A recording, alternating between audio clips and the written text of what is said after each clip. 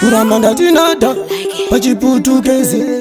TMG mukomana mkuru ndauya ndananga dare guru Mwari vanenge vatanga ona vakunanga kunganga ndangoti wengebere siko mnechene ugaro taura vanhu maziro anenzeve ndangoti wengebere siko mnechene ugaro venga vamwe maziro anenzeve vautsaindokubhunga ndakazvitanga kare richibhunga ndiri kutambura ndichine manga ndonobvudza kana godfinga ndainge ndingoriwe munhu wezvake aiwa kanzuyo ngabvapo aiwa nasuno ndiimbe rekai munda wangu ndiutimbe mariti munda vakutsorera takutsorera toita kuita kuvatsovera lakakura ndiri mubombere aiwa ini mangoma vasi vanditarira zvikati wenge aiwa imainzwainzwai mufunge rimwe godo varitenge kaona chiimba isu watipenge saka vose ndangoti wengebere seko mnechene ugaro sora aiwa musadene aiwa munhu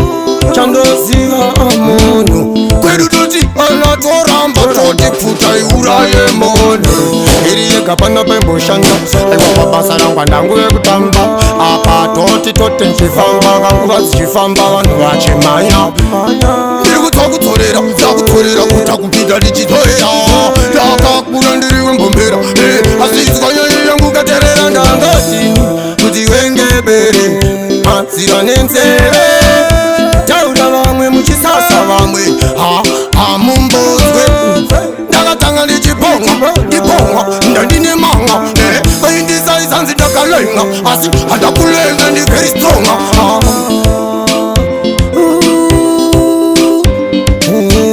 tenda uchionekwa tenda saka ndangochema kuti ndachema tenda kana uchioneka kana uchioneswa hapana nemaswanona hova ina kumedza jona asi jona ndiye akamedzwa nehove haiwa kuti upfume asi hore hazina kupata vamwe vatadza rova marata vachaketa musoro wangu idhata nchavabata nchavakata kuvabheka unge plata kiri ndisiwe silver plata real